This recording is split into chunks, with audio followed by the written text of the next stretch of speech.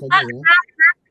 Kurang jelas Pak suaranya Pak. kurang jelas Pak suaranya Pak. Kur- Maaf, Kurang jelas. Cek, cek. iya. Sudah? Masih Sudah belum jelas? Pak, masih belum Oke, kurang oke. jelas Pak, kurang nantang banget. Maaf Bapak, suaranya jelas tapi kecil gitu Pak. Iya, Kecil. Halo, sudah jelas? Cek cek satu. Sudah ya? oke sudah Pak. Sudah cukup ya. Baik. Kita mulai saja ya untuk hari ini. Sudah jelas ya. Assalamualaikum warahmatullahi wabarakatuh. Selamat pagi dan salam Waalaikumsalam. sejahtera untuk kita semua. Selamat Yang pagi, terhormat Pak.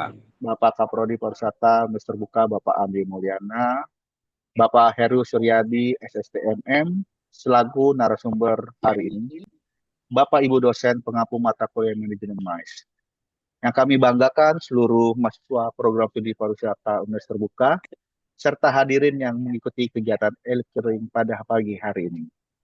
Puji dan syukur marilah kita panjatkan kehadirat Allah Subhanahu wa taala yang Maha Esa karena atas rahmat dan karunia-Nya kita semua dapat hadir bersama secara daring dalam kegiatan e-lecturing mata kuliah manajemen MAIS pada hari Sabtu 25 Oktober 2025 hari ini. Perkenankan saya Ramdan Kurniawan selaku moderator yang akan memandu jalannya perkuliahan daring pada hari ini hingga pukul 10.30. Susunan acara e-lecturing hari ini, pertama, pembukaan oleh moderator, yang kedua, penyampaian materi perkuliahan, yang ketiga, sesi tanya jawab atau diskusi interaktif, dan yang terakhir, penutup dan kesimpulan. Izinkan moderator untuk mengantun pantun untuk acara lecturing hari ini. Pagi cerah burung burung pun menyengat. Sinar mentari hangat Cakep, terasa. cakep, Pak. E-lecturing kita hadir penuh semangat, belajar MAIS menambah wawasan pariwisata. Baik, Cakep. untuk mengawali kegiatan pada pagi hari ini, marilah kita buka acara dengan bersama-sama mengucapkan Bismillahirrahmanirrahim. Izinkan saya membacakan sertifikat Pak Heru Suheryadi ya. Pak Heru ini adalah dosen tetap di Politeknik Sahid eh, 2025 sampai saat ini. Pengalamannya kepala program studi pada tahun 2017-2025 dan pada saat ini menjadi wakil direktur di Politeknik Persada Sahid. Mata kuliahnya ada data hidang, manajemen budaya, dan manajemen MAIS. Selanjutnya kami persilakan pada Bapak Heru Suheryadi untuk menyampaikan materi e-lecturing pada hari ini. Pada Bapak, waktu dan layar kami persilakan. Baik, terima kasih Pak Ramdan. Assalamualaikum warahmatullahi wabarakatuh. Selamat Waalaikumsalam. pagi, salam sejahtera untuk kita semua. Om Swastiastu, Namo Buddhaya, salam kebajikan. Yang saya hormati Kak Prodi S1 Pariwisata, Fakultas Ekonomi dan Bisnis Universitas Terbuka, eh, Bapak Ramdan Kurniawan, SSTMMM selaku moderator pada kegiatan e-lecturing hari ini. Terima kasih sekali lagi saya ucapkan kepada Pak Ramdan, Pak Kaprodi S1 Pariwisata yang sudah mengundang saya untuk berbagi sharing sama teman-teman. Saya sebenarnya teman-teman aja ya, eh, Bapak Ibu semua. Jadi apa namanya untuk berbagi sharing terkait dengan mata kuliah manajemen MAIS ini.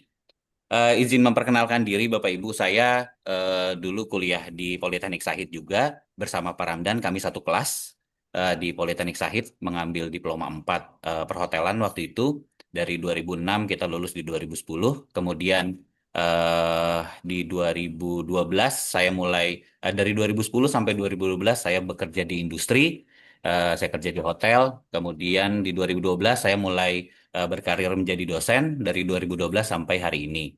Saat ini kebetulan saya eh, diarahkan oleh yayasan Yayasan Sahid itu untuk menjadi wakil direktur satu bidang akademik.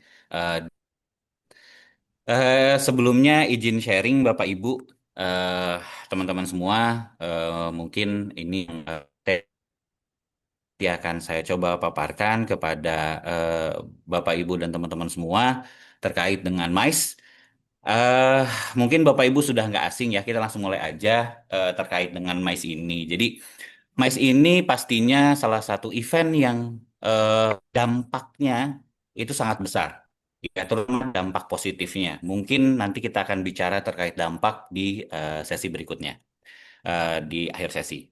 Nah, ini sedikit profil saya. Saat ini saya jabat di Wakil Direktur 1 Politeknik Sahid. Kemudian ini ada buku yang saya tulis juga, Mais Industri Perhotelan, eh, di tahun 2024 kemarin, baru terbit. Kemudian saya juga menjadi salah satu tim ahli ketika pembuatan MRATP atau Mutual Recognition untuk bidang Mais. Ada 4 orang yang dari Politeknik Sahid, ada saya, ada Pak Dr. Asep, ada Ibu Nimade, dan ada Bapak Baskoro Harwinito. Waktu itu di tahun 2022 kami mencoba merancang terkait dengan MRATP atau eh, untuk kompetensi standar dan juga toolboxes. Nanti saya bisa share sama Bapak Ibu. Di sana Bapak Ibu bisa melihat tools kompetensis baik itu dari MUK sampai dengan semuanya, bahkan dari PPT sampai dengan PDF-nya itu ada semua. Nanti Bapak Ibu bisa ambil dari sana. Bapak Ibu tinggal ambil, kemudian ada trainer guide-nya di sana, ada training manualnya juga di sana. Jadi nanti Bapak Ibu bisa ambil. eh Hari ini kita akan fokus di 4 hal, Bapak Ibu. Di sesi 1 ini, nanti kita akan ketemu lagi mungkin di tanggal di bulan November. Nah, di materi hari ini kita akan mempelajari tentang pengertian dan juga konsep MICE, melihat 4 komponen utama industri pariwisata dan juga bisnis. Kemudian ada kebutuhan pasar akan MICE. Kita akan mencoba menganalisis permintaan dari korporasi, asosiasi, ataupun juga industri sendiri seperti itu. Kemudian ada dampak penyelenggaraan MICE dan juga kita akan lihat contoh sukses dan bagaimana tantangan MICE di Indonesia sendiri. Nah, Bapak Ibu, event yang baru saja dilangsungkan di NICE atau di tempat yang baru di PIK 2, yaitu di Nusantara International Convention Exhibition, itu adalah kegiatan WITF. Apa itu WITF, Bapak Ibu? Yaitu Indonesia Tourism Fair 2025. Nah, acara ini bekerja sama antara GIPI atau Gabungan Industri Pariwisata Indonesia, kemudian bekerja sama juga dengan Kementerian Pariwisata.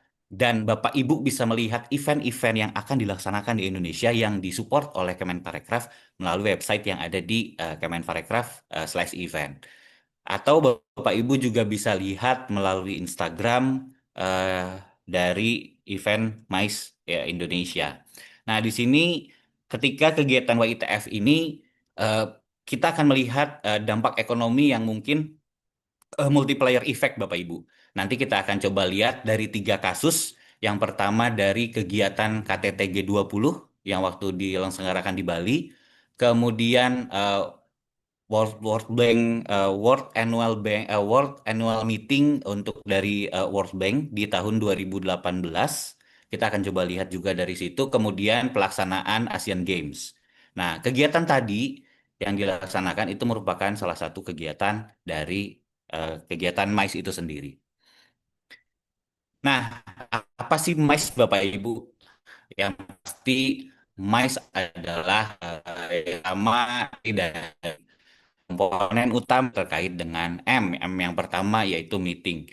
Kalau hal ini mungkin Bapak Ibu sudah biasa, kita berbagai kegiatan, pertemuan gitu ya yang diselenggarakan oleh baik perusahaan, organisasi, rapat internal, seminar, lokakarya, dan pelatihan.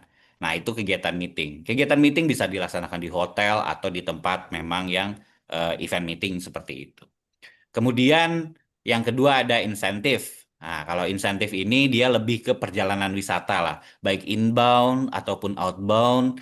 Inbound yang mungkin perjalanan wisata ke dalam negeri, atau dari luar ke dalam negeri, ataupun dari dalam negeri keluar, ataupun wisatawan Nusantara, Bapak Ibu bekerja, kemudian dapat insentif untuk perjalanan dinas, ataupun juga insentif untuk kegiatan tur karyawan atau family gathering seperti itu. Nah, itu merupakan bagian dari insentif itu sendiri.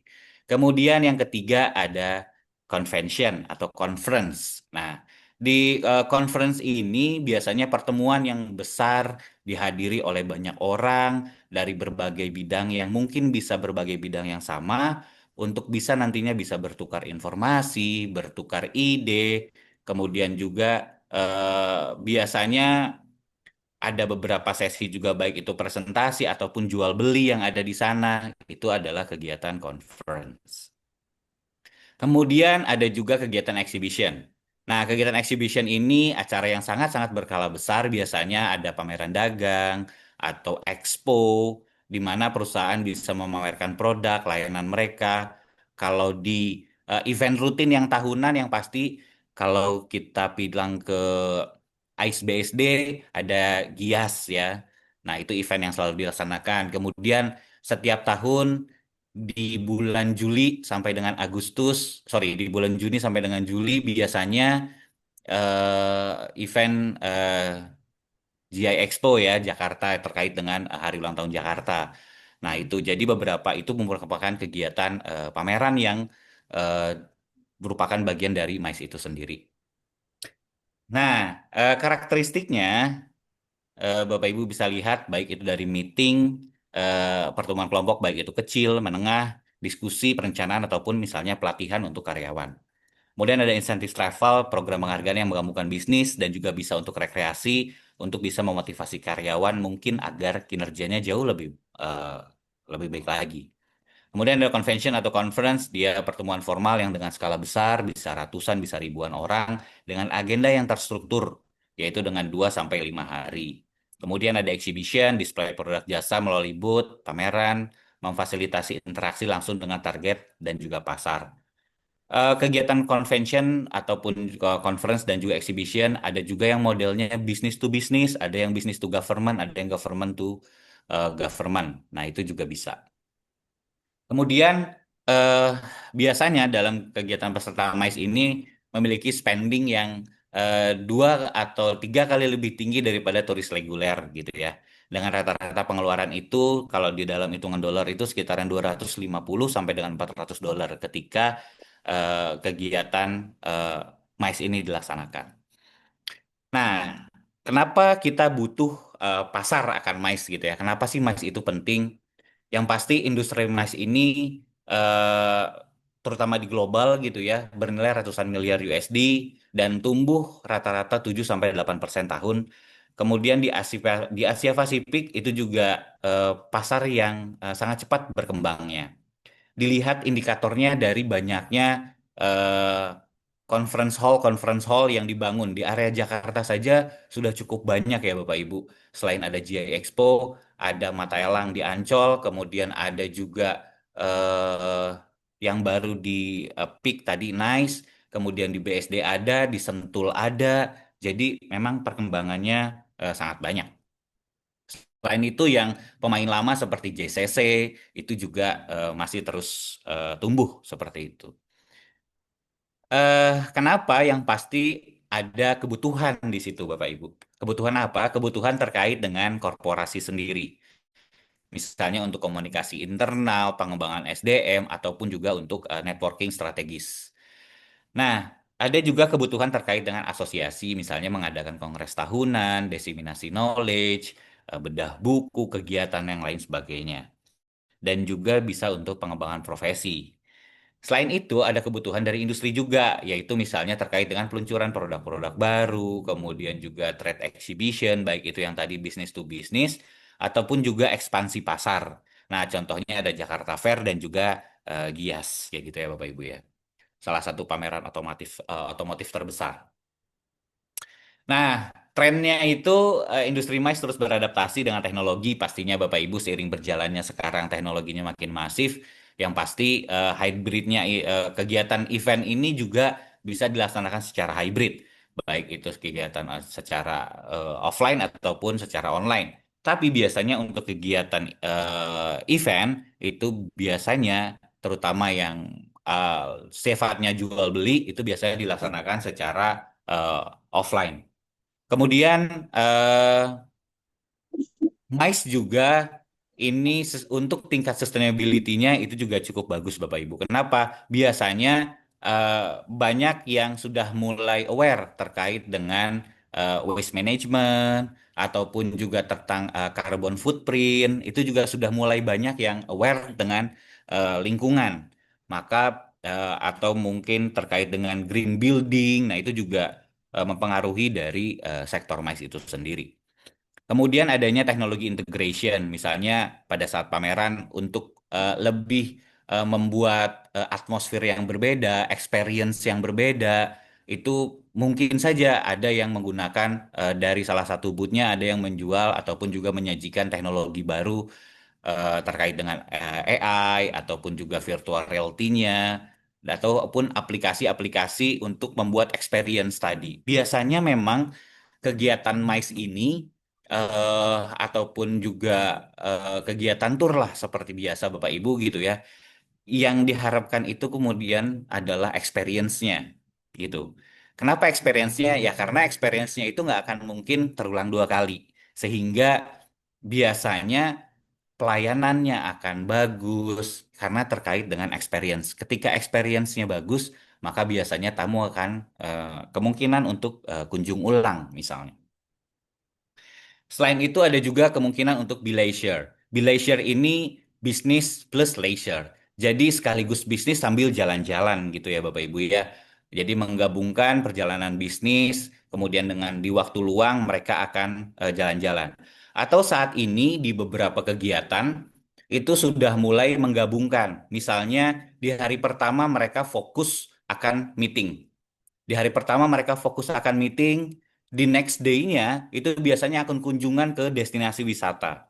Kunjungan ke destinasi wisata untuk melihat bagaimana pengelolaan destinasi di sana. Nah, itu bisa menggabungkan juga sebuah kegiatan di mana kegiatan meeting ataupun juga mungkin yang sifatnya lebih bisnis itu juga bisa digabungkan dengan kegiatan liburan ataupun perjalanan dengan pada saat waktu luang bisa rekreasi sekaligus seperti itu. Nah, kita nanti akan melihat terkait dengan dampak gitu ya Bapak Ibu ya, dampak penyelenggaraan MICE itu sendiri. Nah, dampaknya ini yang pasti multidimensi Bapak Ibu. Banyak multiplier effect yang nantinya bisa terdampak dari kegiatan MICE itu sendiri. Kemudian selain dampak ekonomi, adanya penciptaan lapangan kerja, peningkatan pendapatan daerah tadi, itu juga ada dampak bagi destinasinya. Terkait dengan apa? Ada brand awareness yang ditingkatkan pastinya. Kemudian brand positioningnya. Dan juga destinasinya menjadi eh, hype gitu ya. Bisa terkenal ke dunia luar, ke global pastinya. Kemudian ada dampak sosial budaya. Nah, ini ada pertukaran, bisa pertukaran pengetahuan, transfer inovasi, promosi budaya lokal, ataupun juga peningkatan dari kualitas manusianya itu sendiri, seperti itu. Kemudian ada dampak lingkungan, memang dia biasanya lebih ke isu carbon footprint. Kenapa carbon footprint? Untuk footprint sendiri itu sudah coba diminimalisir ketika KTT G20, yaitu dengan apa? Dengan penggunaan transportasinya menggunakan mobil listrik gitu. Nah, itu adalah salah satu untuk mengurangi dari carbon footprint itu sendiri. Kemudian untuk limbah biasanya sudah tidak digunakan terkait dengan plastik gitu ya, yang berunsur plastik itu sudah tidak digunakan dan mendorong untuk praktik dari green mice itu sendiri. Nah, sekarang kita coba lihat dari aspek dampak yang jauh lebih besar lagi mungkin ya. Izin saya coba. Oke, nah ini dirilis oleh yang pasti oleh Bappenas gitu ya Bapak Ibu ya, dari Kementerian PPN atau Bappenas. Nah, ini terkait dengan 3 kegiatan apa saja dampak ekonomi dari kegiatan Asian Games ketika di 2018, kemudian IMF World Bank Meeting, dan juga KTT G20 di Bali di tahun 2022. Nah, di sini kita akan lihat Bapak Ibu. Ini yang pertama terkait dengan kita coba lihat. Nah, yang pertama terkait dengan multiplier effect-nya Bapak Ibu. Izin sebentar, saya coba kecilkan sedikit. Oops, maaf.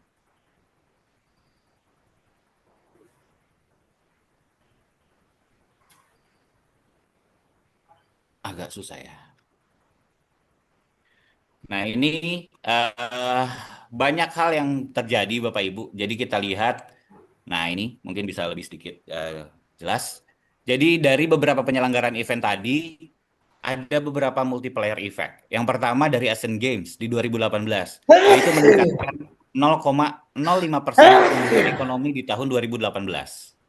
Kemudian ketika annual meetingnya International Monetary Fund atau World Bank, IMF gitu ya, itu meningkatkan 0,01% pertumbuhan ekonomi di tahun 2018.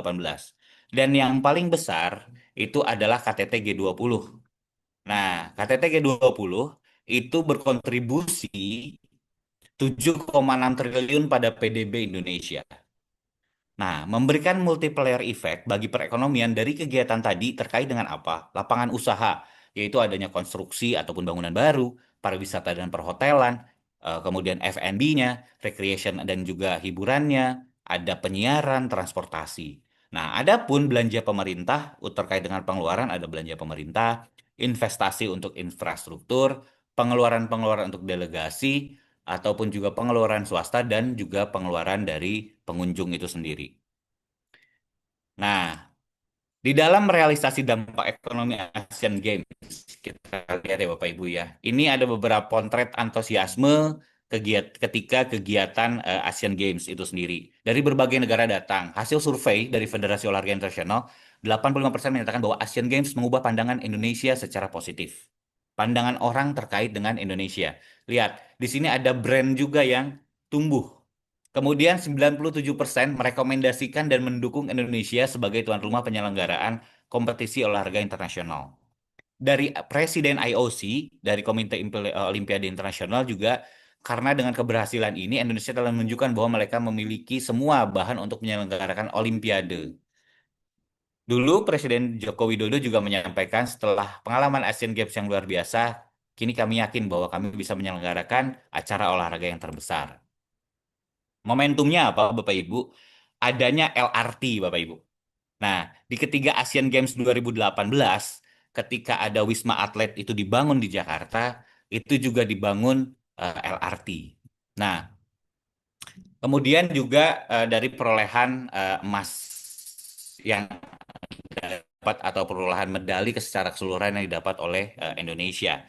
Nah, eh ini bisa fasilitasnya yang akhirnya bisa berjangka panjang ketika COVID, Wisma Atletnya digunakan, seperti itu ya Bapak Ibu ya. Dan dengan perencanaan dan pemanfaatan infrastruktur yang baik, pastinya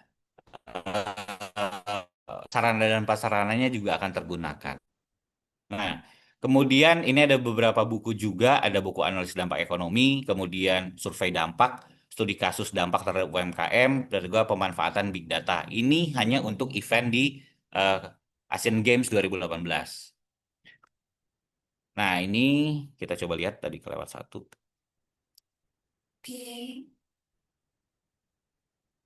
Oh, sorry. Nah, 45 negara yang hadir, 462 pertandingan, 40 cabang olahraga. Dari personnya yang datang 11.000 lebih orang, relawannya 11.000, officialnya 5.000, 7.000 media, 200.000 wisatawan mancanegara, 2 juta penonton. Lihat dampaknya Bapak Ibu. Pasti banyak multiplier effect dari UMKM, kemudian hotel itu pasti akan penuh. Asumsi lama tinggalnya di sini length of stay-nya bisa terlihat bahwa 12 hari atlet rata-rata menginap. Official rata-rata 12 hari. Media 14 hari. Wisman rata-rata 6 hari. Untuk wisatawan Nusantara karena Jakarta dan Palembang itu 1 hari. Di luar dari Jakarta Palembang itu 3 hari. Persebaran peserta dan juga pengunjung lebih banyak di Jakarta 70%, di Palembang 30%. Kemudian tahapan persiapan ada konstruksi dan lain sebagainya. Ketika acara apa saja yang dilaksanakan, ada dampak langsung pastinya investasi pemerintah, operasional persiapan dan juga pengeluaran pengunjung. Kemudian dampak secondnya adalah penciptaan lapangan kerja pastinya tadi ya. Kemudian pertumbuhan ekonomi, pendapatan masyarakat juga bisa bertambah. Yang akhirnya total dampaknya terlihat dari PDB atau pertumbuhan ekonomi Indonesia itu sendiri. Nah, ini ada dampak langsung, ekonomi langsungnya ada sekian triliun dari konstruksi, penyelenggaraan dan juga pengeluaran pengunjung. Kemudian dampak ekonomi secara total PDB-nya naik, nilai tambahnya berapa triliun. Kemudian kumulatif yang bisa berkelanjutan, berkepanjangan, yaitu sampai dihitung dari 2015 sampai 2019 itu sekitar 22,3 triliun. Nah, ini pertambahan penduduknya juga yang di sebelah kanan, tanpa Asian Games dengan Asian Games. Seperti itu. Ini baru dari satu event. Ups, maaf. Oh, ini. Nah, ini nanti Bapak Ibu bisa lihat, nanti saya akan coba share terkait dengan PDF dari dampak MICE ini sendiri. Baik itu untuk pertumbuhan, lihat dari Jakarta sendiri saja, itu meningkat sekitar 0,23% pertumbuhan ekonominya. Provinsi Sumatera Selatan naik 0,57%. Ini kesempatan kerja, bisa dilihat upah real juga naik. Kemudian pertumbuhan sektor konstruksi, penyediaan akomodasi, makan dan minum, itu juga meningkat pastinya. Ini sektor konstruksi, ini yang di Sumatera Selatan, ini yang di Jakarta.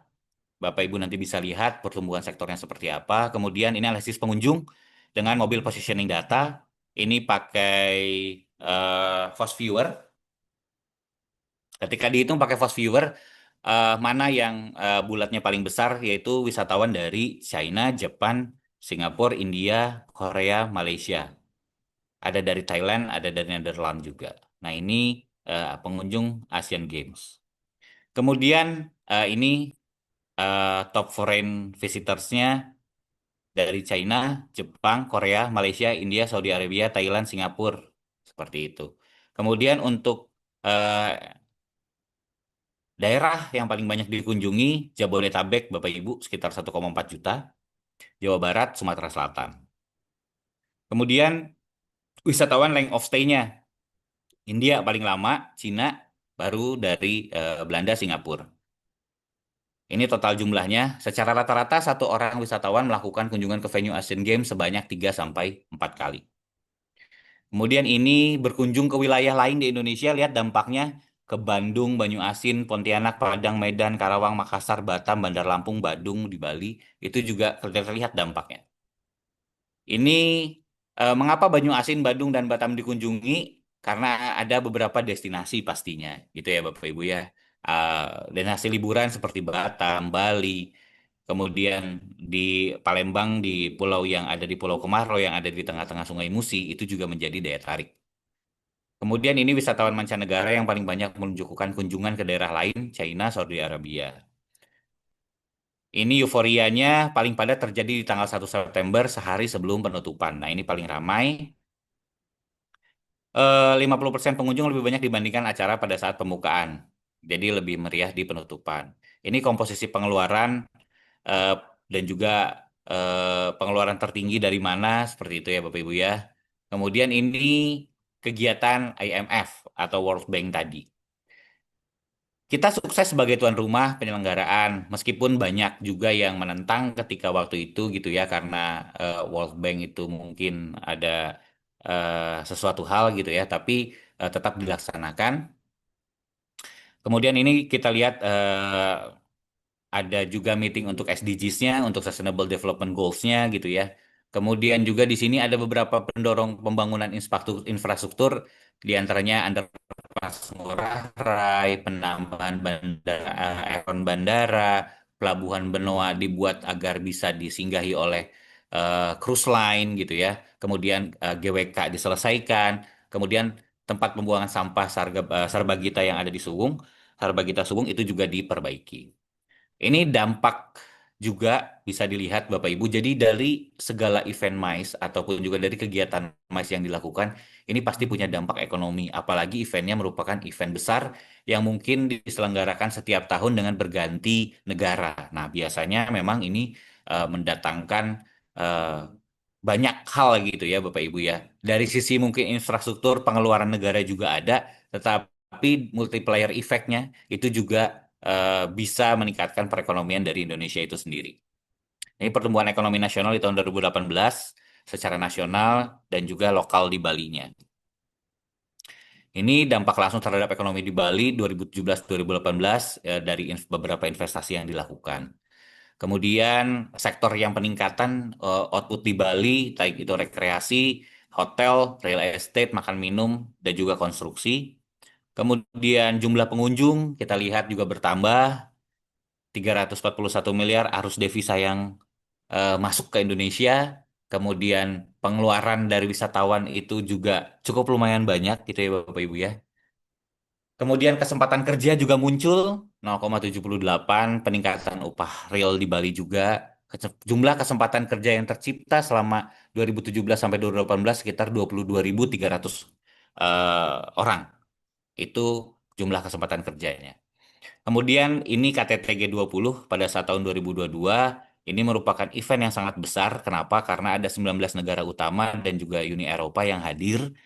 eh, Indonesia memberikan andil sebesar, kita kurang lebih dapat sekitar 7,6 triliun dari untuk PDB-nya. Peningkatan konsumsi domestik juga ternaik, kemudian wisatawan mancanegara juga naik, investor juga tertarik, dan yang paling penting adalah menyerap tenaga kerja sekitar 33.000 orang.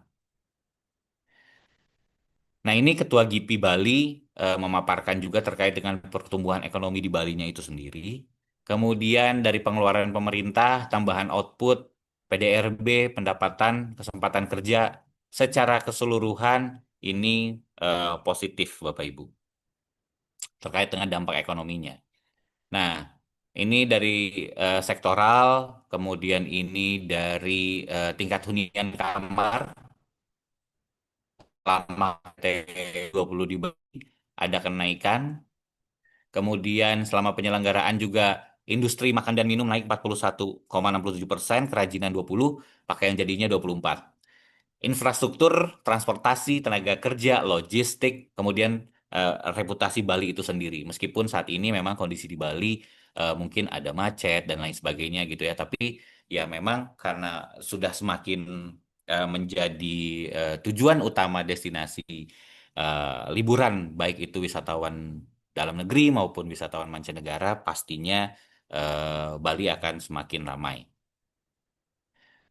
Itu Bapak Ibu, jadi dampak yang positif gitu ya Bapak Ibu ya, terkait dengan dampak yang bisa langsung mungkin dirasakan, dampak yang Bapak Ibu bisa lihat, eh, mungkin dampak negatifnya gitu ya Bapak Ibu ya. Itu kalau event itu hanya 2 sampai 3 hari itu tidak terlalu berpengaruh terhadap sosial, tidak terlalu berpengaruh terhadap budaya yang mungkin ada transfer budaya tapi hanya sedikit biasanya. Dan itu tidak akan mempengaruhi budaya secara lokal, apalagi budaya lokalnya yang mungkin sudah sangat kuat di sana.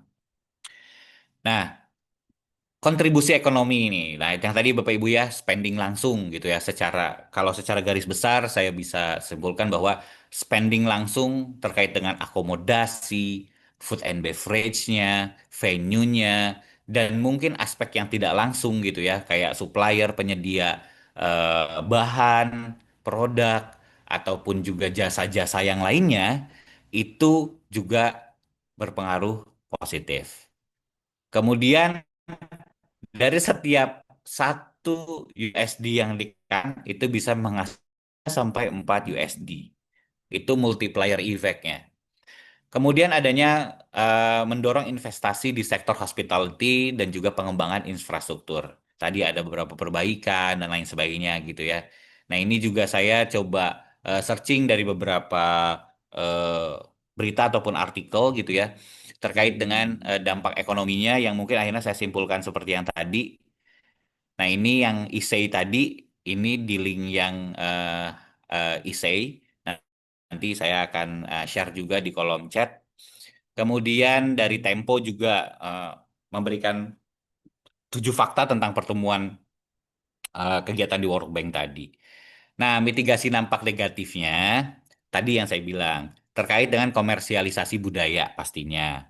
Kemudian ya ada gangguan untuk penduduk lokal sedikit, kemacetan, atau mungkin kabur karbon footprint tadi, yang sebetulnya bisa dikelola gitu ya Bapak Ibu ya, terkait dengan pelibatan komunitas, misalnya digandeng komunitas lokal yang ada di sana, kemudian juga dibuat regulasinya yang tepat gitu ya Bapak Ibu. Kemudian penerapan dari Green MICE gitu ya, baik itu dari materialsnya untuk kegiatan event ataupun apa itu sudah digital semua, tinggal di scan QR misalnya. Kemudian dari local sourcing-nya, sources-nya semua produknya lokal gitu ya, baik itu dari daerah ataupun juga dari Indonesia ataupun dari daerah yang lainnya gitu. Kemudian terkait dengan carbon offset programs. Nah, itu Bapak Ibu yang mungkin eh, terkait dengan MICE itu sendiri gitu ya Bapak Ibu ya. Eh, Carbon offset program. Jadi eh, itu apa kira-kira Bapak Ibu? Kira-kira carbon offset program. Jadi dia itu merupakan eh, skema gitu ya Bapak Ibu ya. Skema yang memungkinkan individu ataupun juga perusahaan ataupun juga pemerintah itu mengkompensasi dari emisi rumah kaca yang dihasilkan dari suatu event gitu. Jadi ada keterlibatan pemerintah juga dan carbon offset program ini salah satu strategi untuk menetralitas dari karbon yang dihasilkan atau net zero emission lah ibaratnya seperti itu. Jadi supaya nggak ada jejak-jejak karbon ketika kegiatan event berlangsung karena banyaknya transportasi yang digunakan ataupun juga mungkin tadi efek rumah kaca yang terjadi di sana.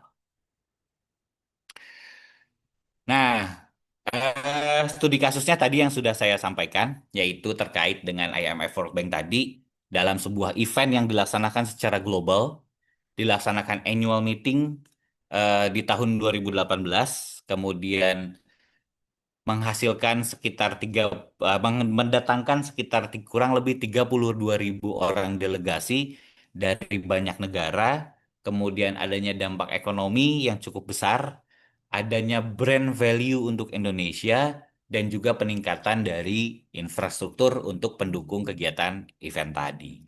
Selain itu, event rutin tahunan gitu ya, yang mungkin Bapak Ibu juga sering hadir atau datang berkunjung, yaitu kegiatan Jakarta International Expo.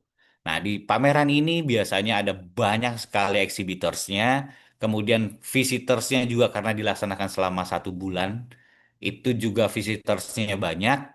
Selain itu juga ada beberapa event yang ada dilaksanakan di sana setiap harinya, biasanya ada live music.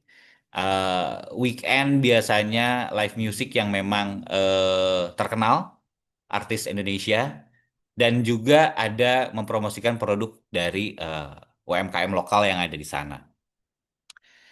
Nah, tantangan industri MICE di Indonesia ini, Bapak Ibu, gitu ya, meliputi keterbatasannya infrastruktur di luar Jakarta dan Bali, atau di luar Jabodetabek dan Bali lah, atau di Jawa Barat.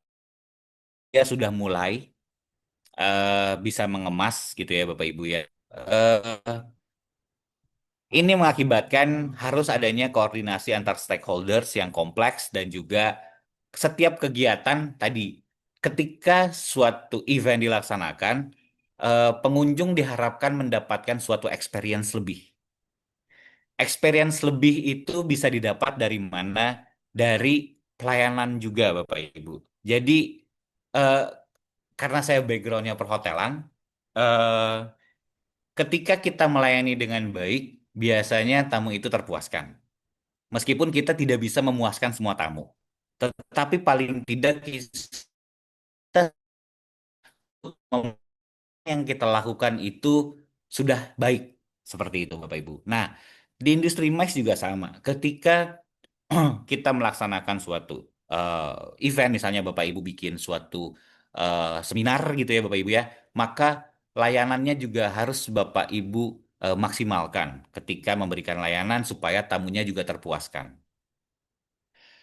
Nanti mungkin di pertemuan selanjutnya kita akan coba bahas gitu ya Bapak Ibu ya.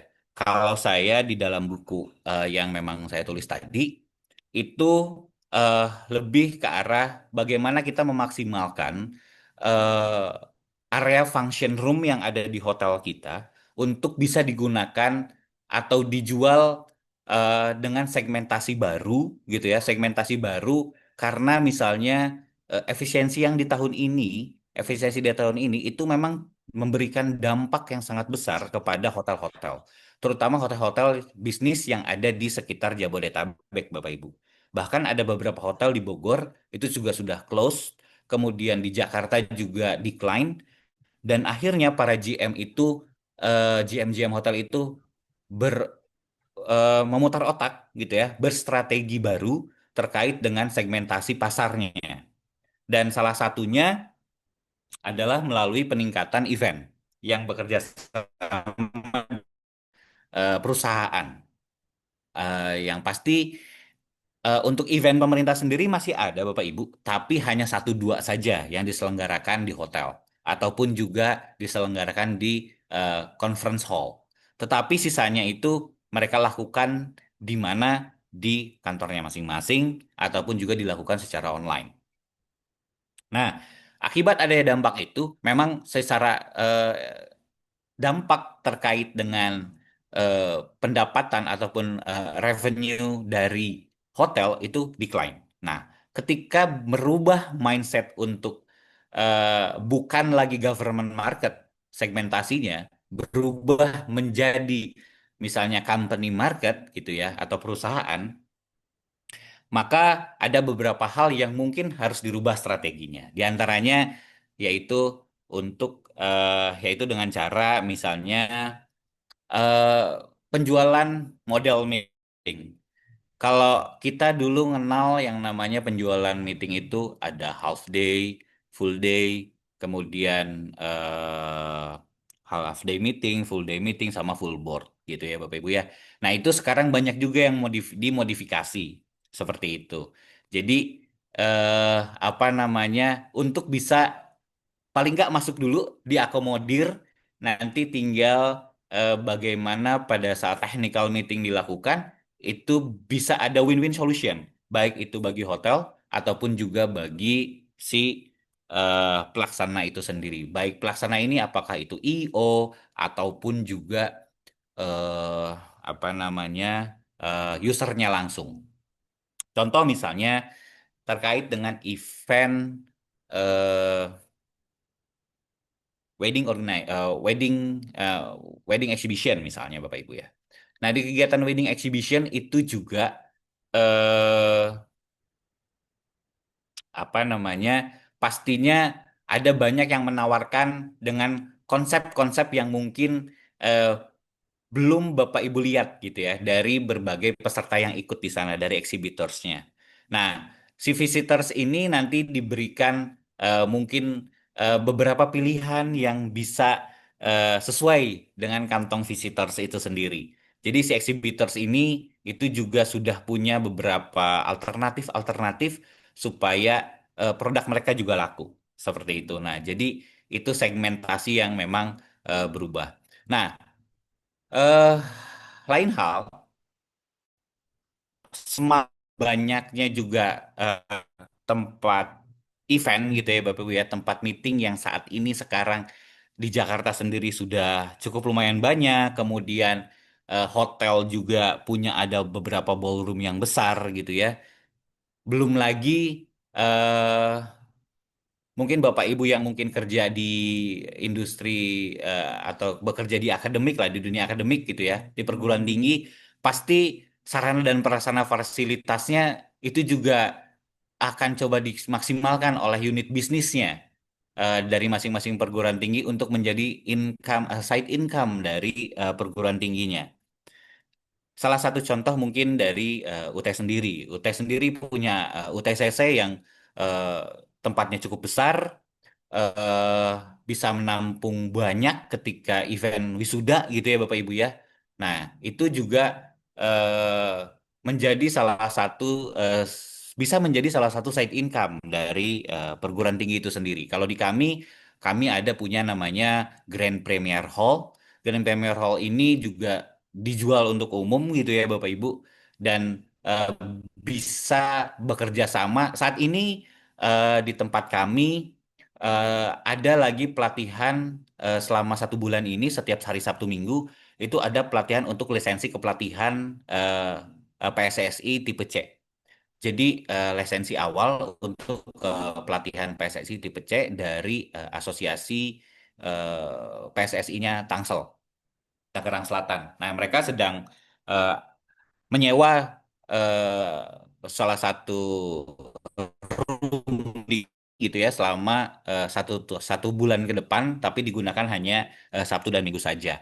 Nah, kami di perguruan tinggi pun sama Bapak Ibu. Jadi bukan hanya industri MICE ataupun juga hotel, pasti perguruan tinggi juga ataupun juga perusahaan-perusahaan yang mungkin punya conference, punya ruang meeting yang cukup besar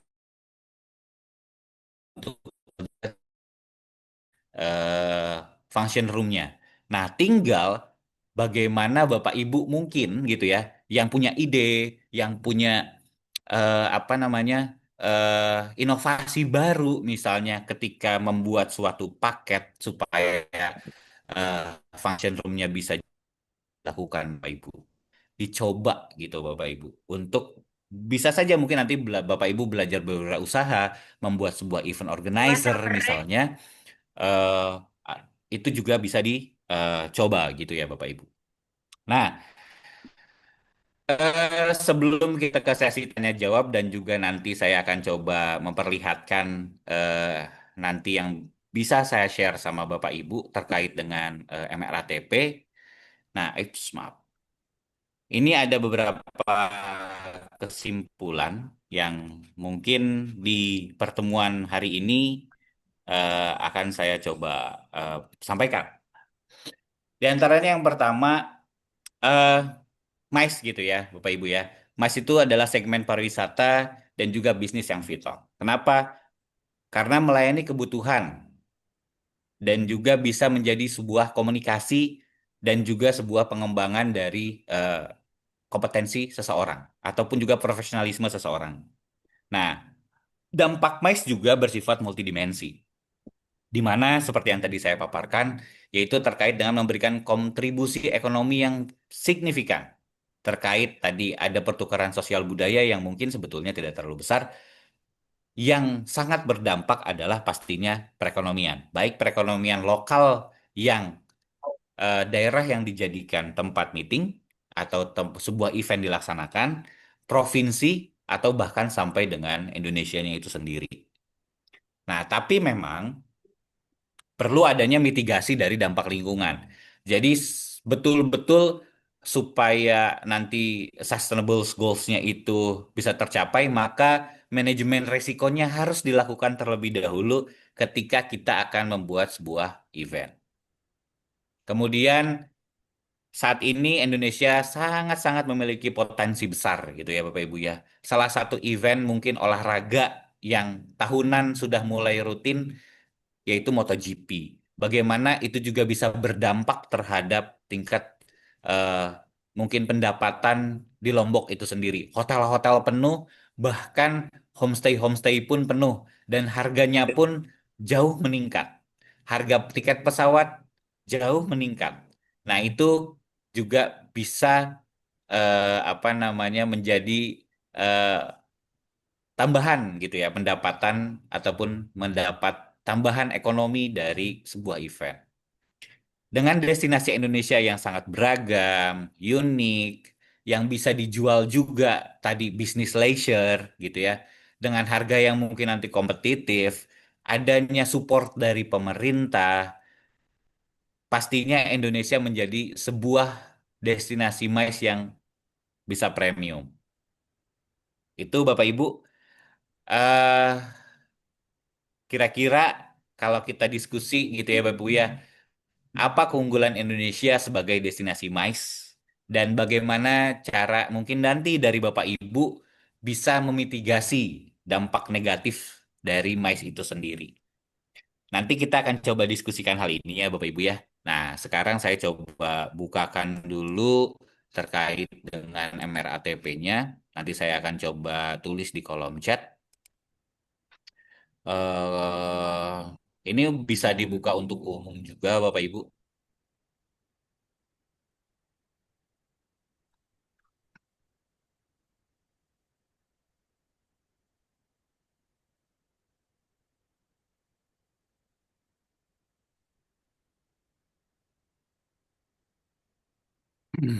Nah, ini aksesnya terbuka untuk umum.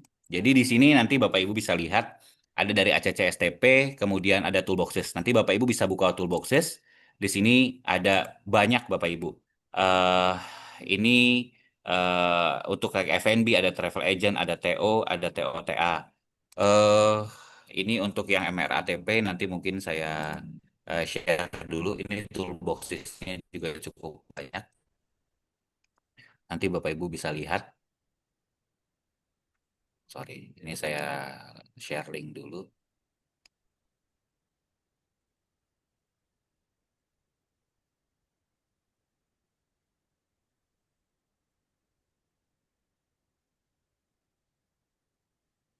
Bisa Bapak Ibu. Kemudian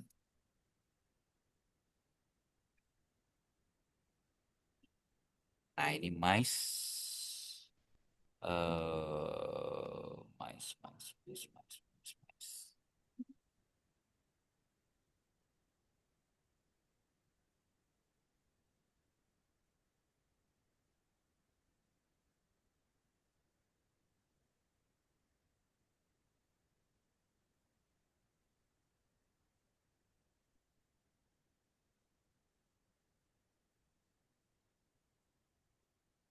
Oh bukan, mata kuliah saya. eh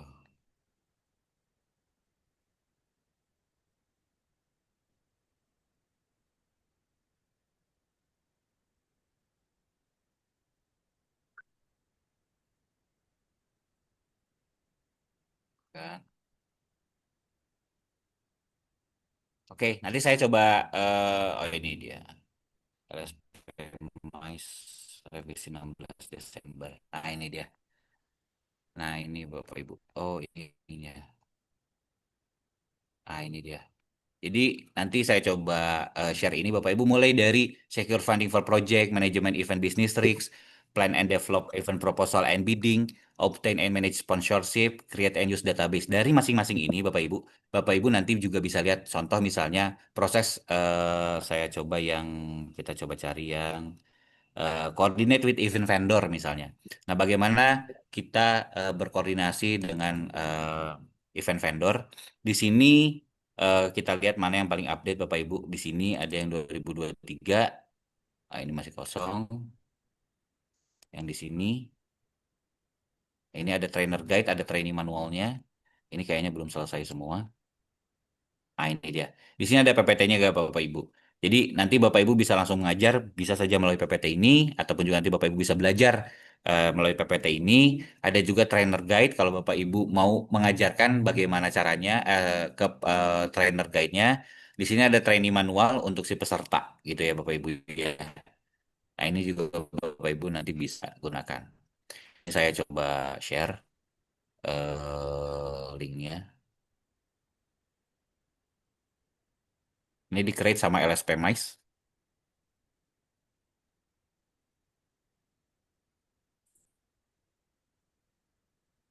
Nah, waktu di tahun 2022 ketika saya coba ikut menjadi salah satu pembuat Asian Mice Toolboxes ini eh, ini hasilnya Bapak Ibu. Gitu. Jadi nanti Bapak Ibu juga bisa. Memang belum secara sempurna waktu itu harusnya kegiatannya 2 tahun, tapi hanya 1 tahun dilaksanakan. Pak eh Pak Heru izin kita Kemudian diskusi ya. ya Halo, ya boleh siapa boleh Heru? boleh Pak, silakan kita sambil Heru kita diskusi. izin, ya Nanti saya sambil diskusi sambil ya. mengirimkan juga linknya. Baik, Pak Heru izin MRATP ini Mutual Recognition Arrangement on Tourism Professional ya? Ya, betul. Benar ya? Oke, baik. Jadi ini adalah kesepakatan antar negara ASEAN ya Pak Heru ya, Betul. yang mengakui menstandarkan kompetensi ya tenaga kerja pariwisata agar mereka bisa bekerja di lintas negara ya, secara legal dan diakui ya Pak Heru ya. Betul, Benar Pak. seperti itu Pak Heru. Jadi ya, jadi kegiatan MRATP yang dibuat ini sebenarnya hasilnya itu akan dimitingkan kembali di Thailand. Jadi Oh memang proyek baik, ini kolaborasi antara Indonesia sama Thailand. Seperti itu, oke. Pak. Untuk dimitingkan kembali, Nah, kalau untuk yang sudah MRATP, atau akan itu di Thailand itu? Untuk tahun ini apa sudah yang oh itu sudah dimitingkan? sudah itu sudah berlangsung di tahun 2023 sih, Pak. 23 gitu. kemarin ya. Baik. Kalau lembaga yang di Ya. Indonesia ini seperti Nah, kalau BNSP untuk ya, Pak Heru ya, berarti ya, betul. BNSP yang akan Jadi melakukan. sebenarnya kalau untuk MRATP ini dibuatnya dari Kemenpar, Pak. Proyeknya proyek Kemenpar, tapi dia bekerja sama dengan BNSP dan juga Kemenaker. Oh, baik. Ya.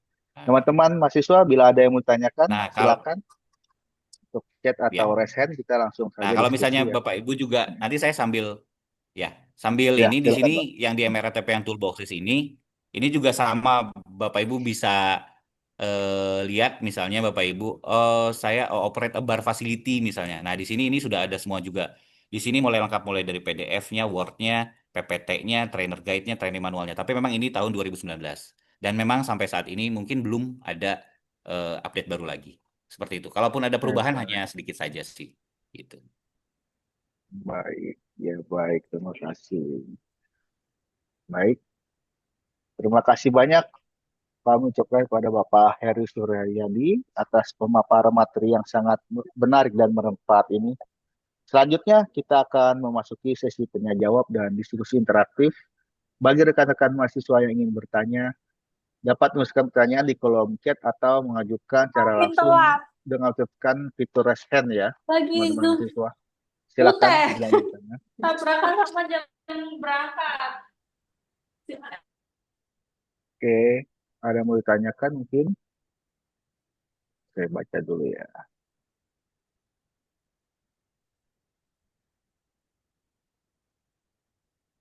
Oke. Pak Heru mungkin ada yang saya ingin bertanya nih Pak dari saya ya, Boleh coba. Pak?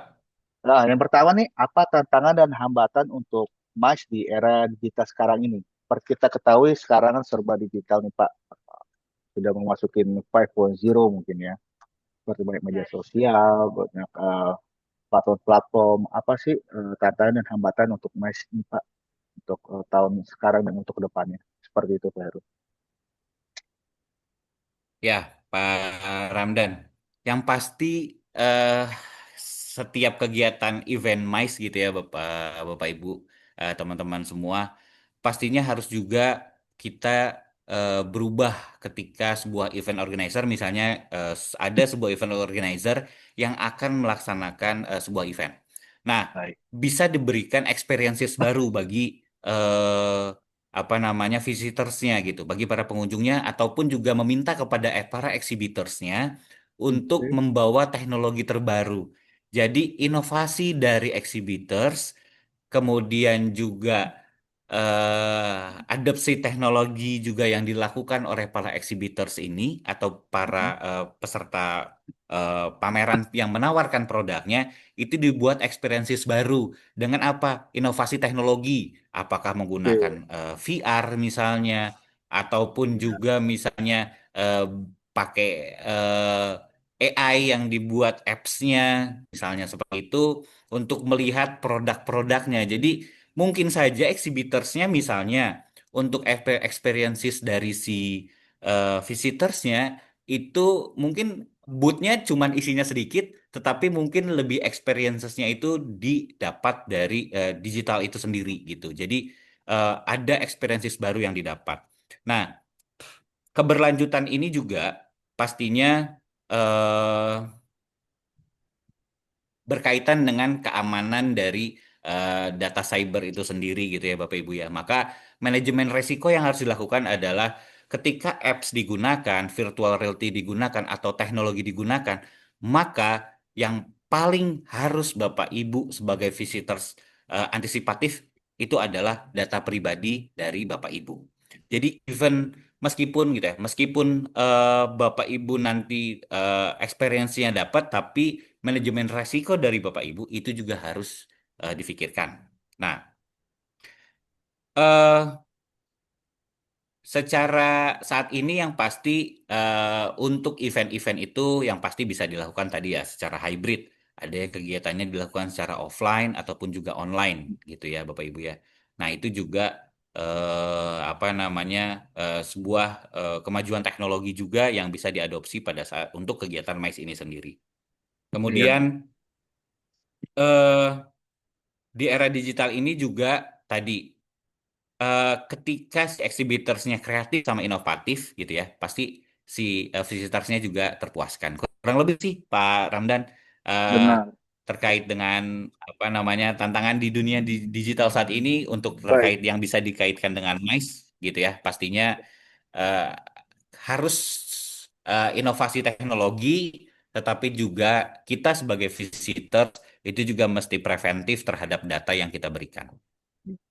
Baik, terima kasih Pak Heru. Ya, sekarang juga banyak ya Pak ya untuk event berbentuk virtual ya Pak, seperti metaverse, Betul. virtual reality. Jadi ada seperti kita bermain game The Sims ya Pak. Jadi kita bisa ada booth-boothnya ketika kita masuk melalui virtual. Nanti di situ ada booth-boothnya Pak ya. Sudah trennya sudah ke sana ya Pak untuk sekarang ini Pak. Semenjak Ya, jadi kemarin. augmented reality, Pak. Eh, Ya. betul, experiences atau bahkan ada satu perusahaan di daerah Rawamangun sana, Pak. Dia bekerja sama-sama Telkom. Itu eh, mengembangkan untuk pelatihan kompetensinya itu by augmented reality. Jadi Oh, bagaimana mengoperate untuk memindahkan suatu barang agar kecelakaan kerja pada saat misalnya jadi operator alat berat. Nah, si operator alat berat itu disimulasikan dalam sebuah oke. augmented reality Berarti dan ya. ketika untuk tes apakah dia bisa menggunakan dia bisa menjadi operator alat berat atau tidak itu pakai augmented reality aja. Hmm. Proseduralnya, langkah-langkahnya itu semua sudah dibuat secara virtual. Nah, itu juga sebuah inovasi teknologi yang ketika event MICE pun itu bisa saja dilakukan gitu.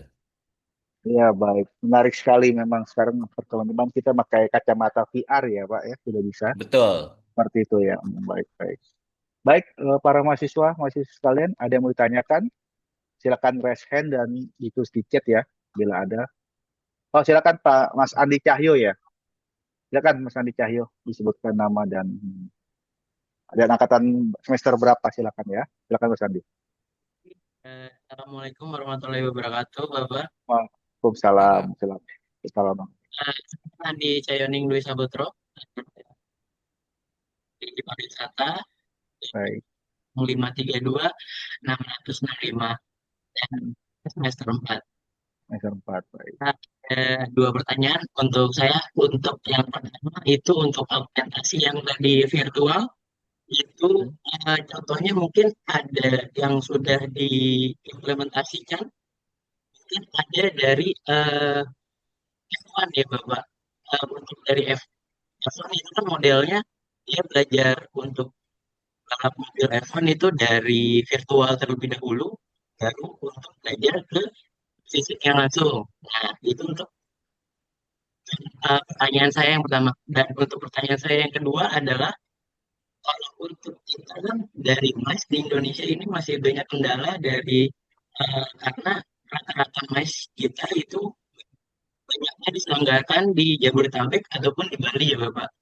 Nah, kalau misalnya untuk kita itu di Indonesia banyak daerah yang eh, potensi-potensi besar untuk menjadi objek-objek wisata yang bagus. Tapi kalau misalnya mungkin ada yang kemarin tuh sempat ramai kayak balap perahu yang di Riau. Tapi kalau misalnya mungkin apa menurut pendapat Bapak, kalau misalnya kita menyelenggarakan yang di daerah-daerah yang belum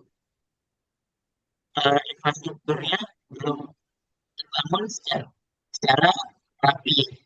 Ya, saya mau nanya aja gitu, untuk pendapat dari Bapak itu bagaimana? Sekian Baik. dan terima kasih Bapak. Baik. Assalamualaikum warahmatullahi wabarakatuh. Ya, Waalaikumsalam baik. warahmatullahi Waalaikumsalam. Baik, terima kasih Mas Andi Cahyo. Ya, mungkin tadi yang pertama agak putus-putus ya, Mas Andi Cahyo ya. Untuk yang kedua mungkin terkait untuk event di daerah 3T, Pak Heru ya, terluar, terdalam, dan tertinggal itu bagaimana pendapatnya mengenai infrastruktur seperti kita lihat kemarin yang event yang di perahu di daerah Riau itu seperti apa? Seperti itu yang kedua. Yang pertama nanti mungkin akan ditambah, bisa ditambahkan lagi nanti Mas Andi Cahyo. Silakan, izin Pak. mengulang. Untuk yang pertama mungkin Ya. tadi bertanya terkait dengan simulator F1 ya, kurang lebih seperti itu ya. Ya, nah, iya betul. Oh, Jadi itu experiences baru yang ketika Bapak Ibu, jadi gini, bahkan kalau di luar negeri gitu ya, sebuah stadion saja itu bisa menjadi sebuah tempat destinasi, bisa juga menjadi sebuah experiences baru gitu. Ketika datang Bapak Ibu untuk berkunjung menjadi tamu di sana dan dapat experience-nya yaitu bisa mencoba simulator gitu ya misalnya. Nah, di dalam sebuah beberapa event yang sudah dilaksanakan, contohnya ya Bapak Ibu, itu biasanya di event eh, untuk yang mencoba itu ada di pameran pesawat. Nah, di setiap pameran pesawat atau di alat-alat militer, meskipun area pameran militer ini terkadang tertutup gitu ya Bapak Ibu ya, karena sifatnya pasti G2G, government to government, tetapi pameran alutsista itu pasti ada inovasi teknologi yang dilakukan. Pameran alutsista itu pasti ada. Inovasi teknologinya dari eh, keterbaruan, baik itu untuk simulator penggunaan peralatan perang ataupun juga pesawat nirawak. Pesawat nirawak yang drone itu, Bapak Ibu, itu dikendalikan dari jauh. Dan itu pada saat pameran, itu pasti akan diuji cobakan. Simulator pesawat terbang. Kemudian, mobil juga sama, Bapak Ibu. Di pameran mobil saat ini, ada beberapa juga yang sudah menawarkan untuk uji cobanya, test drive-nya gitu ya, untuk yang next generation-nya, sebelum mereka rilis, itu dicobanya bisa juga melalui tadi simulator tadi gitu. Nah, jadi itu salah satu perkembangan teknologi yang bisa juga digunakan dan juga bisa dibawa pada saat sebuah kegiatan MICE itu sendiri. Nah, terkait dengan kegiatan event yang dilaksanakan di daerah mungkin di daerah 3T gitu ya secara spesifik. Memang tadi di Indonesia ini faktornya karena faktor luas, kemudian juga eh, apa namanya prasarana yang belum mendukung, yang pasti dari sisi fokus pemerintah daerahnya gitu. Jadi di sini nggak bisa sebuah event organizer itu bekerja sendiri tanpa adanya support dari berbagai macam stakeholders. Mulai, nah kenapa yang acara di Riau sana itu bisa booming itu karena karena salah satu anak yang joget di atas kapal gitu ya dan akhirnya bisa booming. Tetapi kalau Bapak Ibu mungkin lihat gitu ya, kalau saya lihat secara tidak langsung datang ke sana, tetapi dari sisi penyelenggaraan daerah yang ada di sekitarnya masih dibuat senatural mungkin. Belum adanya revitalisasi atau perbaikan yang dilakukan misalnya dibuat apa namanya treatment water dulu misalnya gitu atau ya itu dibuat sedemikian rupa seaslinya senatural mungkin gitu. Nah, hal itu juga bisa menjadi menarik atau juga bisa menjadi eh, tidak menarik tergantung dari fasilitas sarana pendukung yang lainnya. Contoh, ketika Bapak Ibu eh, membuat suatu insentif tour, misalnya trekking. Nah, ketika trekking pastinya itu akan dibuat senatural mungkin. Tetapi ada fasilitas pendukung yang perlu sebetulnya sudah ready terlebih dahulu, yaitu apa? Toilet. Jadi ketika kita membuat sebuah event, stakeholdersnya sudah harus bermain. Konsepnya seperti apa? Natural, man-made, ataukah eh, kombinasi? Kalau dibuat secara natural, maka mungkin sarana yang tadi perlu difikirkan dilanjut biasanya toilet dan lain sebagainya. Tetapi kalau dia sudah man-made, maka paling tidak infrastrukturnya sudah harus bagus, gitu ya. Nah,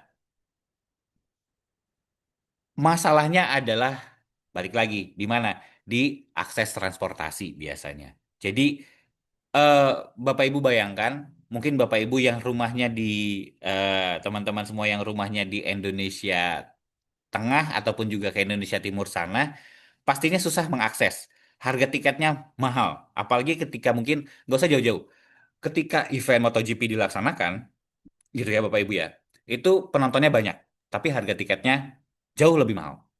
Kemudian itu event dunia gitu ya.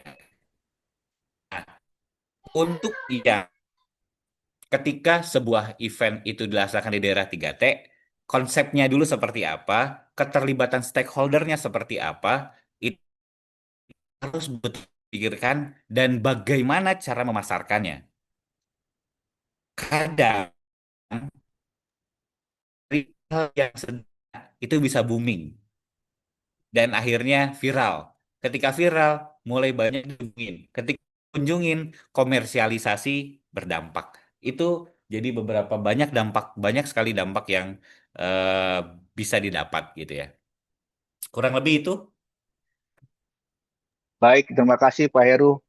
Jawabannya pertanyaan sangat menarik. Nah, ada berikutnya dari Mbak Bunga Sinta. Silakan Mbak Bunga Sinta, ada yang ditanyakan? Baik, sebelumnya Ya, selamat pagi Bapak. Mohon maaf untuk tidak bisa menyalakan kamera karena sedang bermasalah kameranya. Saya Baik. saya Bunga Sinta Devi dari Prodi Ilmu Komunikasi. Bapak, saya ingin bertanya tentang tugas tutorial 1. Di situ oke. itu kita disuruh membuat rencana kegiatan MAIS sesuai yang ada di petunjuk. Untuk topiknya, saya berencana mengambil kegiatan intensif karyawan. Dalam tugas ini, saya akan menjelaskan tentang perencanaan acara penghargaan atau perjalanan motivasi bagi karyawan berprestasi, mulai dari tujuan kegiatan, pihak-pihak yang terlibat, hingga rencana acara seperti team building, gala dinner, dan kegiatan menginap di hotel sebagai bentuk apresiasi. Apakah tema seperti itu sudah sesuai dengan konsep MICE ini, Pak, atau sedikit melenceng? Saya mau bertanya itu saja sih, Pak. Baik, Sekian, terima kasih. baik. Terima kasih Mbak Bunga Sinta. Izin menjawab ya Pak Heru ya, untuk Silakan, Pak. manajemen MAIS ini. Baik, teman-teman, untuk manajemen MAIS ini, bila di tutoran online tutor di e-learning, tugas dilaksanakan pada minggu ketiga, 5, dan 7 untuk tugas 1. Nah, untuk diskusi tersebut, bila ada teman-teman yang ingin ditanyakan, bisa aktif di diskusi. Nah, untuk tugas 1 ini, jadi teman-teman adalah bisa menganalisis atau mengamati event-event yang ada di daerah teman-teman. Jadi nanti dibuat semacam laporan. Untuk seperti Bunga Sinta tadi, silakan, boleh Mbak. Memang seperti itu untuk tugasnya. Silakan dibuat. Teman-teman misalkan ada di daerah Sentul, jadi nanti ada acara di Sentul Convention Center, nanti teman-teman bisa mengamati atau ikut terlibat langsung di acara tersebut dan membuat laporan dan diunggah, diupload di tutorial online di elearning.ut.ac.id. Seperti itu, Mbak Bunga Sinta. Silakan Mbak, itu boleh diperbolehkan. Ada lagi mau tanyakan? Baik, terima kasih ya, Pak, atas jawabannya. Baik, Mbak Bunga Sinta, di situ tutor siapa ya? Di e-learning. Halo, halo. Ya. Oke, sudah terputus. Oh. Baik, ada lagi? Saya baca di chat dulu. Ini ya. Oke nih, teman-teman, bila ingin mengisi link evaluasi ya untuk presensinya, silakan diisi di link presensi yang ada di chat ini. Dan untuk materinya juga terdapat di chat ini. Ada form evaluasi dan download PowerPoint. Ya, teman-teman ingin materi silakan di-download, dan untuk presensinya silakan diisi untuk evaluasi dan mendapatkan sertifikat nanti di akhir acara. Ya, Mbak Asmala silakan. Ya, halo Bapak dan rekan-rekan semua. Pak, Tolong maaf, diaktifkan kameranya bila bisa aktif. belum bisa Pak, mohon maaf. Oh, oke, baik. Iya. Silakan. Bapak, maaf izin bertanya, untuk tugas 1 di MAIS ini, kalau misalnya kita mengangkat dari kegiatan di acara kampus, apakah masih termasuk ya Pak? Ya, masih termasuk, silakan. Untuk acara di kampus masih bisa. Nanti acara di situ. Kebetulan untuk acara kampusnya sendiri sudah pernah terlaksanakan sebelumnya. Apakah masih bisa masuk dalam kategori tugas ini Pak, atau hanya acara yang sedang berlangsung aja saat ini gitu? Untuk acara tahun berapa? Sudah tahun lalu kah? Atau sudah tahun berapa? 2 tahun lalu kayaknya Pak. Oh, udah lama ya. Kalau bisa sih untuk tahun ini ya. Pak Oh, Asmala. berarti untuk Harus ke dicari lagi. acara yang terbaru berarti ya Pak ya? Iya, yang terbaru. Oke. Nanti Berarti Pak kalau misalnya untuk kegiatan acara kampusnya ini seperti malam keakraban mahasiswa itu masih termasuk acara MAIS atau tidak ya? ya masih termasuk acara MAIS. Silakan. Nanti teman-teman baca saja di tugas 1 sesuai dengan perintahnya ya. Di situ ada untuk contoh untuk tentukan tujuan kegiatan MAIS. Nah, nanti teman-teman dibuatkan laporan ya seperti itu. Malam keakraban kampus masih termasuk MAIS untuk acara itu. Silakan Mbak Aswala. Oke siap Pak. Terima Ya. kasih banyak ya Pak. Baik. Pak izin bertanya Pak. Boleh, Ya. silakan. Ya, Silakan. saya Bilkis, Pak. Saya mahasiswa dari Ilmu Komunikasi. Di sini untuk MAIS kegiatan tugas 1 itu kalau semisalnya kegiatannya exhibition ataupun acara kantor kayak saya interview yang akan datang itu masih termasuk gak ya? Kalau yang akan datang bukan yang akan lewat. Ya, masih bisa, Mbak. Masih bisa ya? Karena Nah, akan datang di situ ada perencanaannya, ada Ya. metodenya, semua bisa dimasukkan ya untuk keuangan, laporan keuangan, sponsorship, seperti itu bisa. Nanti bila ingin teman-teman di UTA daerah bila ingin melakukan kunjungan di acara bisa koordinasi dengan UT daerah ya, biar nanti dibuatkan surat keterangan bila ingin aktif di acara tersebut secara langsung bisa menghubungi UT daerah masing-masing seperti itu. Oke, baik. Makasih. Ada lagi, Bu? Izin nambahin Pak. Ketika teman-teman nanti buat tugas gitu ya. Ya, ketika nanti teman-teman buat tugas yang pasti ketika perencanaan event gitu ya. Kalau mata kuliah di kami gitu ya, di saya itu mata kuliah yang pertama itu adalah perencanaan event. Nah, ketika di perencanaan event ini teman-teman harus bisa melihat gitu ya, apa bagaimana tujuannya, konsepnya seperti apa, target audiensnya siapa, anggarannya berapa, tim pelaksananya siapa, jadwal timelinenya gimana, lokasi vendornya siapa, promosinya gimana, pemasarannya gimana, itu banyak hal. Jadi ketika nanti teman-teman membuat itu spesifik, sekomplit mungkin, semakin spesifik, semakin komplit, semakin bagus, apalagi eventnya yang akan direncanakan, siapa tahu event itu bisa diimplementasikan. Saya rasa itu menarik sih. Iya, benar sekali Pak Heru. Seperti pangsa pasarnya siapa, target marketing itu siapa, nanti bisa disesuaikan dengan semua tujuannya acara seperti itu. Seperti itu. Ya, itu ada terakhir mungkin ya dari Mbak Verenita ya ini ya. Ada Pak Marianto juga tuh. Izin bertanya, Pak. Pak Marianto silakan. Iya, Pak. Terima kasih atas waktunya. Saya dari Prodi 1 Ilmu Komunikasi dari Bandung untuk bertanya ini berkenaan dengan MAIS, misalnya dari kegiatan itu sendiri, misalnya dari lembaga bisa nggak Pak itu kalau kita misalnya supaya ke sana gitu, lembaga instansi seperti yayasan seperti itu, yang seperti tadi bisa nggak Pak? Maaf. Iya silakan Pak, bisa untuk lembaga. Untuk lembaga, untuk acara tertentu itu bisa. Silakan Pak, disesuaikan saja dengan daerah masing-masing ya. Ya, terima kasih Pak. Iya. Oke, terakhir ya, karena sudah 10.31. Oke, Mbak Verenita mungkin. Selamat siang Pak. Siang. Mohon maaf belum bisa on cam soalnya lagi disambi ya. Jadi gini Pak, untuk tugas MAIS ini kebetulan saya Prodi Ilmu Komunikasi semester 8 berencana untuk mengamati atau mengobservasi pameran Wedding Expo. Namun acara pameran ini kan 4 hari ya. Nah, karena saya bekerja, apakah boleh saya mengamati 1 hari saja? Atau selama 4 hari dari pameran itu harus dilaporkan terus kegiatannya atau boleh 1 harinya aja, Pak? Baik. Ya, baik Bapak. Baik, kalau di dalam tugas itu kan dia ada tujuan detail ya Mbak ya. Kalau bisa sih sesuai dengan tugas yang dipertanyakan secara detail. Jadi contoh seperti itu tujuannya apa, laporan keuangan seperti apa. Nah, kalau bisa menjawab semua itu, kalau walaupun 1 hari ya tidak apa-apa silakan. Tapi sesuaikan dengan pertanyaan yang ditanyakan di tuton tersebut ya Mbak Ferita, di tuton online. Baik Pak. Ya, kan sih Bila itu sudah bisa terjawab, ya silakan tidak apa-apa.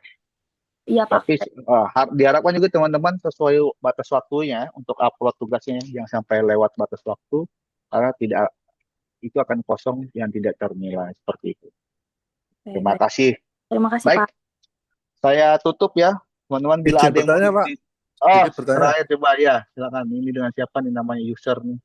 Ya, perkenalkan nama saya Muhammad Miftahul Iksan, pariwisata BCC Yogyakarta. Ini Baik, mungkin di Pak. luar Siap. mes nggak Pak ya? Saya kan Ya. izin tanya, ini kan pertama saya ikut lecturing, jadi via Zoom. Nah ini kan untuk mewakili semester saya itu, ini tuh sifatnya wajib atau enggak Pak? Kebetulan ini kan pas saya shift pagi nih. Karena ada keterangan wajib, terus ada absensi, itu gimana Pak solusinya Pak? Ya, kalau untuk elektrik ini sebenarnya wajib Pak, karena kita kan untuk pengayaan ya, pendalaman materi. Silakan diikuti, nanti juga ada pengulangan di YouTube pariwisata Pak. Ada di YouTube-nya rekamannya. Bila Bapak tidak bisa mengikuti, silakan ketik saja Prodi Pariwisata Universitas Terbuka. Ada di YouTube. Jadi Oh, teman-teman bila ada yang tertinggal bisa ditonton kembali di YouTube di UTTV ya. Itu bisa Pak. berarti untuk absensi tidak mengaruhi ya Pak ya? Untuk mata kuliah nilai atau apa? Ya, untuk pemahaman materi saja, untuk ujian UAS-nya Oh dan ya, UTS ya Pak. baik Untuk baik pendalaman siap. materi, silakan ya. Baik Baik, Pak, terima terima kasih kasih Pak. banyak. Baik, terima kasih banyak atas partisipasi aktif dari teman-teman semua. Kita telah sampai di penghujung kegiatan e-lecturing hari ini. Semoga materi yang disampaikan dapat menambah wawasan dan pemahaman kita mengenai manajemen budget, serta dapat diterapkan dalam dunia kerja pariwisata yang sesungguhnya. Sebelum menutup acara, saya ada pantun. Kopi hangat di pagi hari. Cakep. Diseruput sambil menulis karya. Cakep, Pak. Belajar MAIS Cakep. penuh inspirasi untuk pariwisata Indonesia Jaya. Baik, terima Mantap. kasih. Terima Akhir kasih Bapak kata, Ibu. Terima saya kasih. selaku Salam moderator kenal mohon Bapak maaf Ibu. apabila Terima terdapat kasih. kekurangan. Terima kasih Mari Bu. kita tutup episode hari ini mengucapkan Alhamdulillahirobbilalamin. Alhamdulillah. Alhamdulillahirrahmanirrahim. Wabarakatuh. Terima Sampai kasih jumpa Pak pada Ramdan, terima pertemuan kasih Pak selanjutnya. Heru. Terima kasih Terima Bapak kasih Ibu. semuanya. Terima kasih. Makasih Pak. Sukses Izin semuanya. pamit lip ya. Ya, terima kasih Bapak Ibu. Assalamualaikum. Terima kasih Pak. Assalamualaikum.